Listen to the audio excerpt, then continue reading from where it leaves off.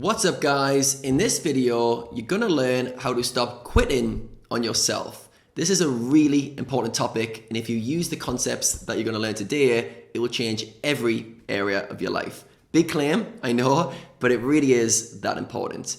Now, if you wanna have success in anything you do, if you even just wanna reach your full potential in anything you do, you need to find a way to get past your quitting button, all right? Your quitting stop where you want to throw in the towel, all right? We all have it. We all have an inner conversation, and sometimes that inner conversation goes negative and it makes us quit.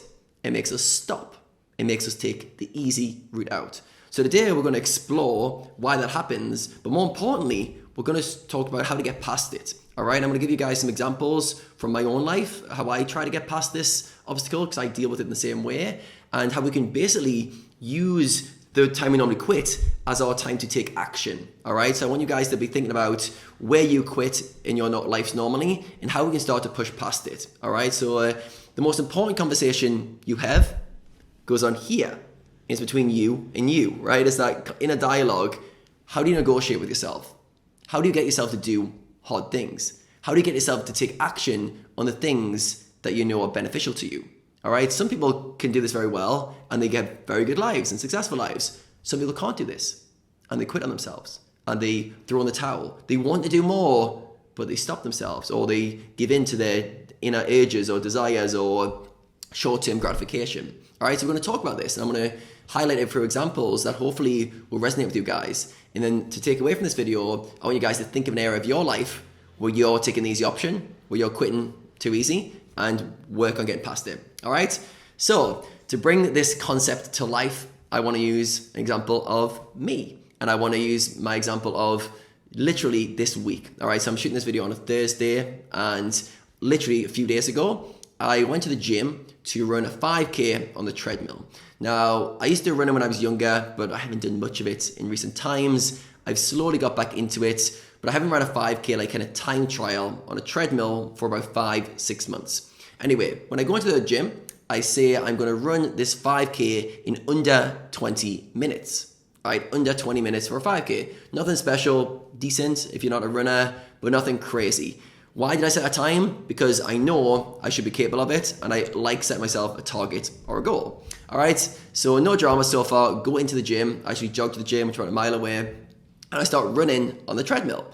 Now, first kilometer feels all right, nothing too strenuous. So I up the pace till I'm just below the 20-minute mark. So the pace is at a good pace, around 2 kilometers. It's at the right pace, and 2 to 3 kilometers starts to get tough. It starts to get tougher than I expected. And my body I start to get really tired from that 2 to 3 kilometer mark. Now, then from the 3rd kilometer through to the 4th kilometer, fatigue starts to build up, and my mind starts to get really busy. All right, my mind's starting to get busy and starting to go, wait a second, this wasn't supposed to be so hard. Wow, this is getting really tough. Are you sure you're ready for this, Adam? This is like, it's going really fast right now. And I felt like I was sprinting on the treadmills to keep up. And I was just watching the clock going, all right, I've got 10 minutes to go, I've got 9 minutes to go, got 8 minutes to go.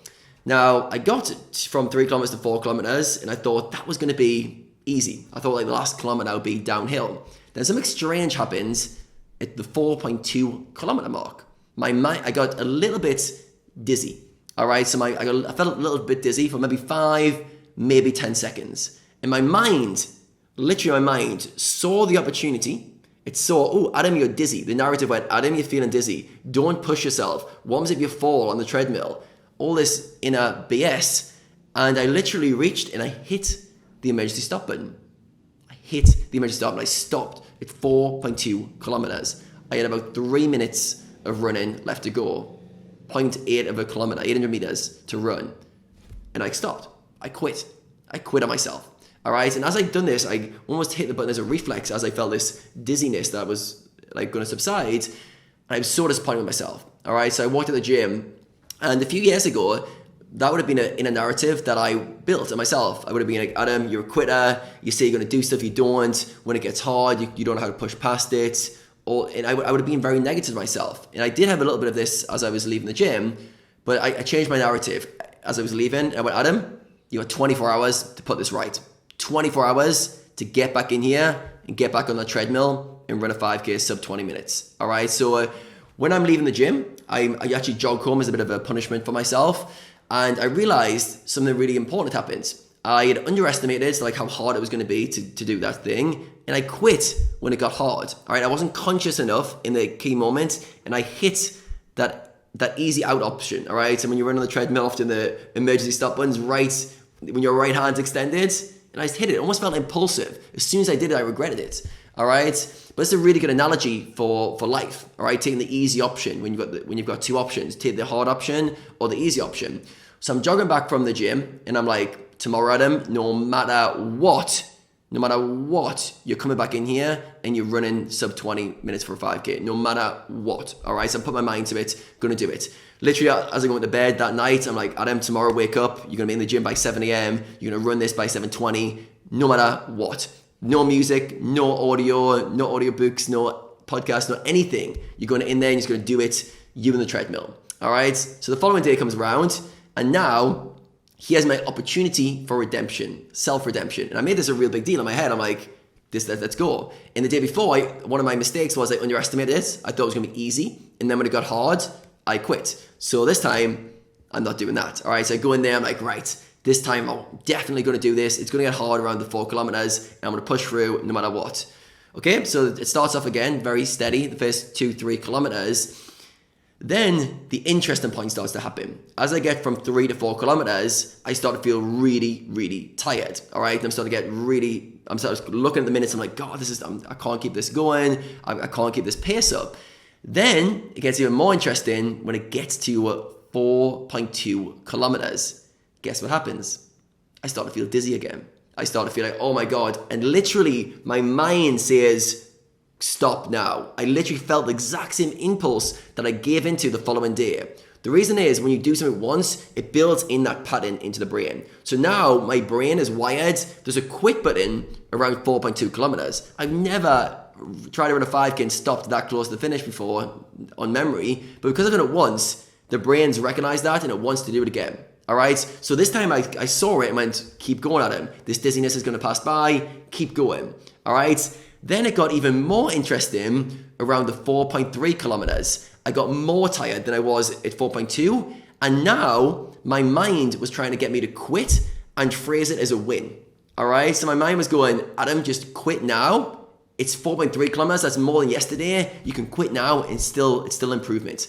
I saw my mind literally trying to create the narrative of you can quit early and you can win. All right. It's trying to phrase me as a winner whilst quitting early. But I knew this. I could see this. So, the resistance is hard, right? So even during this, like I coach this stuff, I work on this stuff every day. You still have those moments where that kind of inner bitch, as someone like David Goggins, the military SEAL guy would call it, where our weakness comes to the surface, all right? And if you're not present, you very often give in to that. So around this 4.3 kilometers, I really wanted to give in. I'm running. It's almost like I'm like running inside. My voice is going, just hit the button. And every time you extend your arm, the button's there. You can almost touch it. And I was fighting this and fighting it. And I was like, do not do it, Adam. Do not do it. Do not do it. And I just kept pushing. Got past that kind of 4.2 to 4.5 kilometer phase. And then actually towards the end, my mind just quieted down. And then I go, home straight, you're not quitting from here. And it actually, I almost released the tension. And I felt fine for the last, say, 0.5 to 0.3 kilometers. I felt fine and got through it and finished it. And then I finished it and I got off and I felt so good about myself. I was like, yes. That was the battle, you overcome it. And looking back, I couldn't believe how hard I'd made it for myself during that phase. But this is life, all right? And the reason I want to tell you this story, you guys may be going, I don't know what the hell is this got to do with me. I'm a poker player. I don't really care about you running on a treadmill.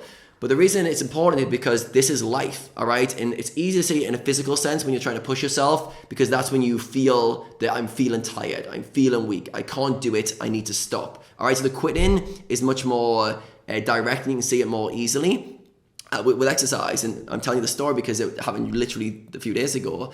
And basically the most important part of this story is that you push back. All right, so when you fail once, what do you do about it? All right, when you quit once, does that become the narrative that you tell yourself? So for me, after I quit that first time, the narrative could have been, I'm a quitter. I quit after 4 kilometers. I can't do it. The following day when I tried to do it again, my mind was trying to make me quit again at the same point. It was then trying to do a little bit more and quit and class it as a win. All right, so I had to overcome that. All right, so now what I do in most things, if I see myself quit at something, all right, I try to be present, try to stay conscious, and I try to push through when things get hard. But as you can see, I'm not perfect. And when I do quit, when I do throw in the towel early, I give myself 24 hours to rectify it. 24 hours to put it right. 24 hours to put myself back in the same situation and push past it. All right? We're not perfect. We do have moments of weakness. We do give in at certain times. But if you don't override that with action, it becomes a narrative. All of a sudden you become a quitter. All of a sudden you become someone who can't trust in yourself.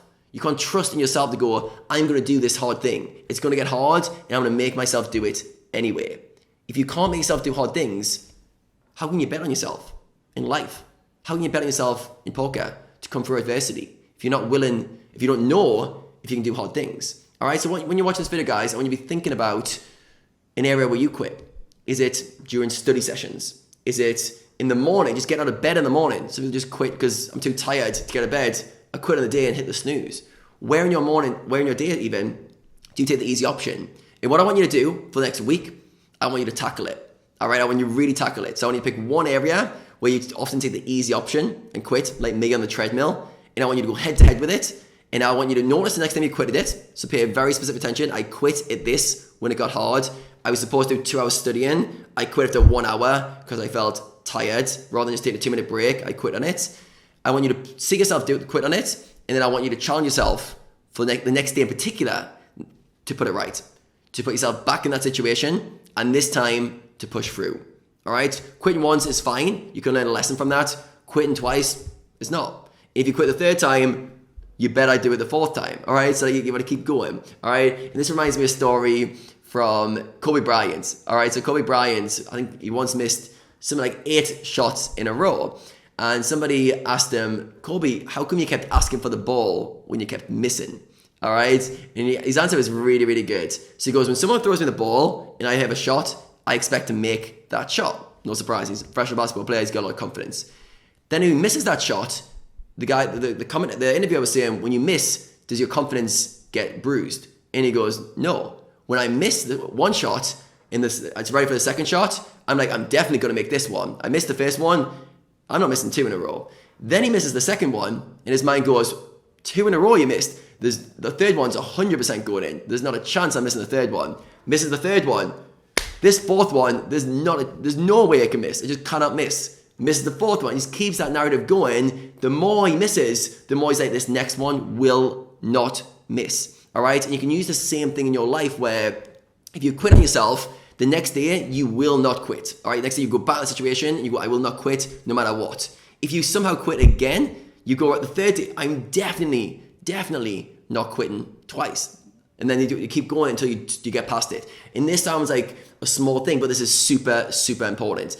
Your life is played out with these battles. Imagine, right? You could start your day, you could plan out your day, which I've got my rough day plan here. You could plan out your day hour by hour, and you could execute on that plan. So you could go morning to night, I'm gonna do this, and you could execute on that plan every day.